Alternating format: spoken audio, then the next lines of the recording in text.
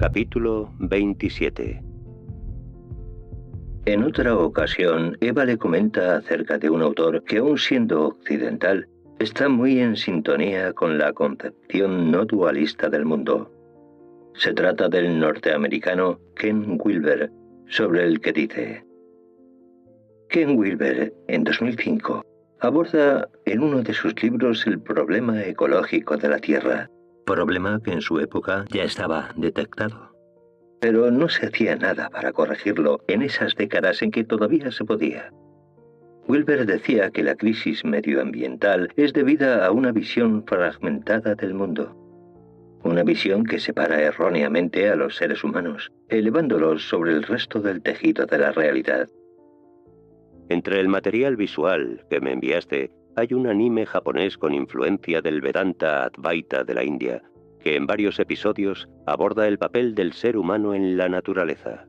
Es un anime que se llama Arjuna, la chica de la tierra, en el que también se aprecian algunas referencias a lo que comentábamos el otro día sobre Gaea.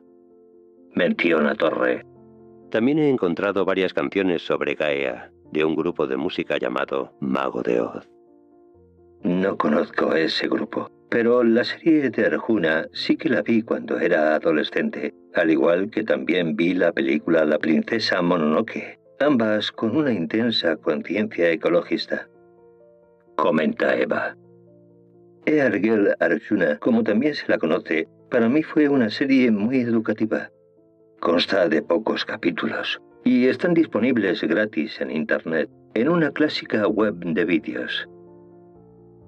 Pasado un rato, se sincera con Torre y le dice: Es triste el caso del ser humano en la Tierra. Yo dudé si debía plantar en Atacama las semillas que han hecho crecer mi huerto. Por un lado, es la única manera de hacer viable la prolongación de mi vida aquí, pues mi comida se agotaría. Pero de existir otro tipo de vida en Atacama, con mi actitud antropocéntrica y egoísta basada en mi supervivencia, al introducir vida de la Tierra, se pone en peligro la posible vida autóctona de Atacama. Si te sirve de ayuda, te diré que en este caso no existe otra vida en Atacama que pudiera estar en peligro. Le dice Torre. Gracias por decírmelo. Ahora lo sé, pero no lo sabía cuando tomé esa decisión. Y puse mi vida por delante de la ecología de todo un planeta. Tras unos minutos de silencio, Eva comenta: En la Tierra el ser humano ha ido evolucionando tecnológicamente, pero a base de depredar los ecosistemas en beneficio propio, contaminando el aire con gases de efecto invernadero que han cambiado el clima de manera ya irreversible, y contaminando los océanos con microplásticos que necesitarán siglos para degradarse. Es extraño que vuestra especie no reaccionase para evitarlo. En tu biblioteca hay muchos libros y videos avisando sobre lo que luego sucedió. Por ejemplo, sobre los plásticos, en un vídeo de Fernando Valladares se explica cómo en la Tierra la masa de la materia artificial, a la que denomina antropomasa, superó en 2020 a la masa de la naturaleza, denominada biomasa, y que una gran parte de esa antropomasa está constituida por plásticos. Las toneladas de plásticos duplicaron a la suma del peso de todos los animales de la Tierra. Explicaba que los microplásticos y nanoplásticos tienen impacto en el clima, en los ecosistemas y en la salud humana. Indicaba, por ejemplo, que se detectó que 1/3 de los problemas cognitivos de los adolescentes está relacionado con la exposición al plástico de los envases. Sí, Fernando Valladares, así como otros profesores e investigadores, realizaron un gran esfuerzo divulgador a principios de siglo. Jennifer Brandon llamó a nuestra era la edad del plástico, al igual que en la prehistoria hubo una edad de bronce y una edad de hierro. De hecho, comenta Eva, el problema ya se conocía en el siglo XX. El Club de Roma lo enunció en el informe Los límites del crecimiento, y cada década se fue haciendo más evidente. Pero había lobbies que, para mantener su estatus, que controlaban a políticos y a medios de comunicación con los que adormecían a la población. Incluso antes, Joseph Pulitzer, 1847-1911, quien da nombre a los famosos premios Pulitzer, ya acertó de pleno cuando dijo: «Una prensa cínica, mercenaria y demagógica, con el tiempo producirá un pueblo tan vil como ella misma». Y efectivamente, con el tiempo fue desapareciendo la cultura del pensamiento crítico y de la reflexión, sustituida por el pensamiento impulsivo y la búsqueda de la satisfacción instantánea. Aparece el populismo. El discurso político se simplifica y dogmatiza. Pierde la complejidad que correspondería a un electorado adulto. En lugar de razonamientos, se apela a los sentimientos y la sociedad se polariza. Se produjo la llamada infantilización de Occidente, descrita por autores como Hoffman, Danesi o Barber, concepto referenciado en numerosos artículos fáciles de encontrar. En la primera mitad del siglo actual vivieron las últimas generaciones que aún podían haber frenado el calentamiento global, pero no hicieron nada. Demoraban las decisiones una y otra vez, aun a sabiendas de que esa falta de medidas sacrificaba la viabilidad de la generación de sus propios hijos. Hacia la tercera década de este siglo comenzó un lento declive de la economía, y en la siguiente década ya se precipitó todo. Se produjo un colapso que implicó un descenso traumático de la población mundial y la bancarrota de numerosos gobiernos, los cuales dejaron de dar servicio a sus ciudadanos.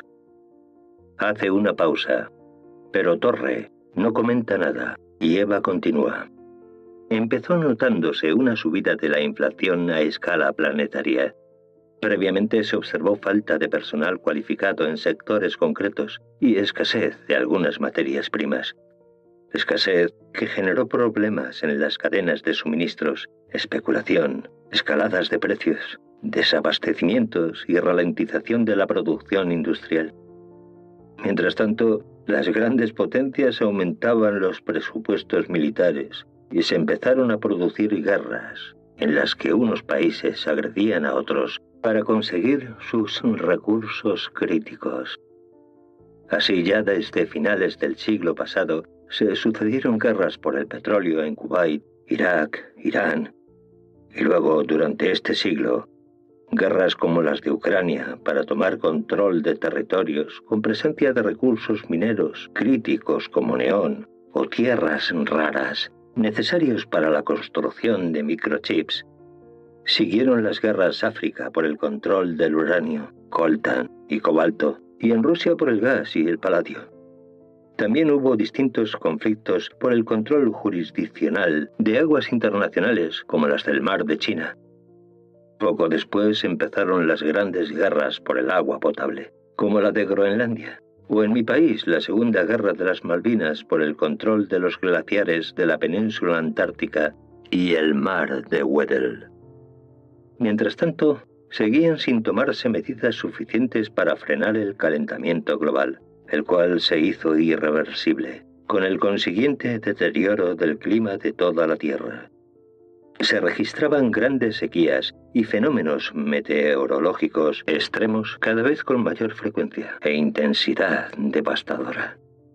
Huracanes en zonas donde antes no se producían, lluvias torrenciales y grandes tormentas de granizo que destruían cosechas y producían cada vez más hambrunas.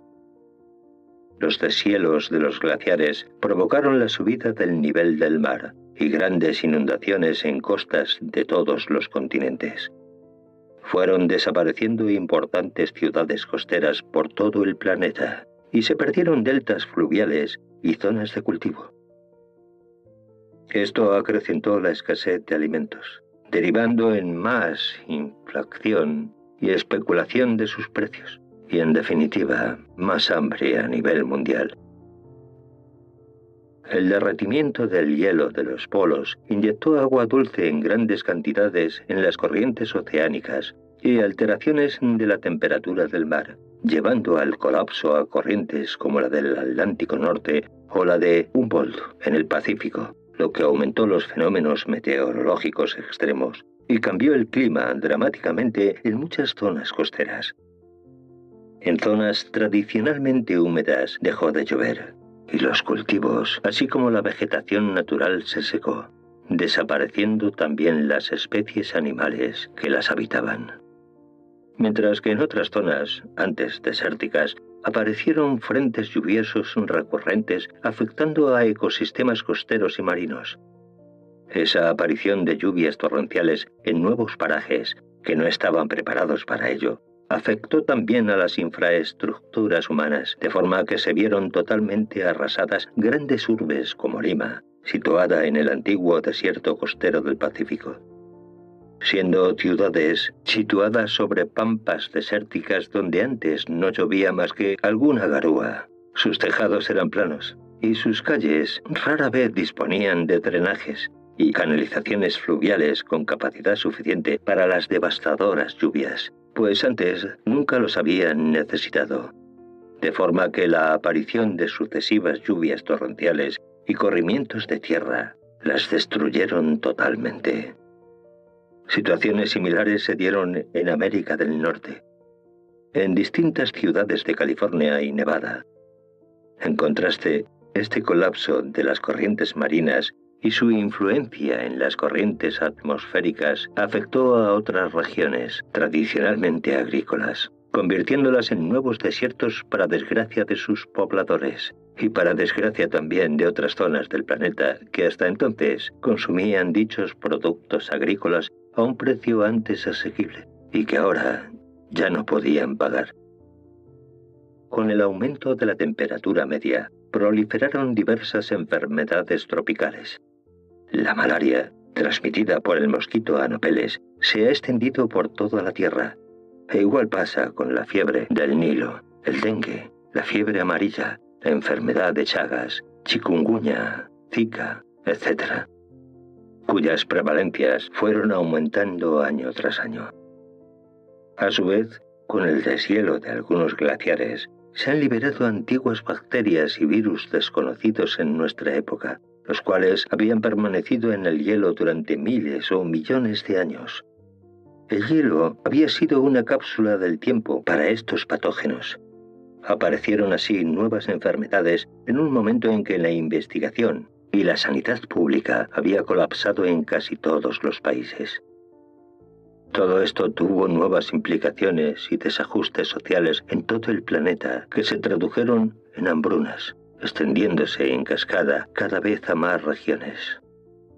Nuevas migraciones por toda la Tierra y colapso de gobiernos de países del hemisferio norte, que hasta entonces había tenido gran influencia en el orden mundial, convirtiéndose ahora en estados fallidos donde rige la ley del más fuerte, recordando a menudo lo que vaticinó la saga de películas Mad Max. Han reaparecido enfermedades como la fiebre amarilla, el tifus, las fiebres tifoideas, en latitudes donde antes nunca existieron.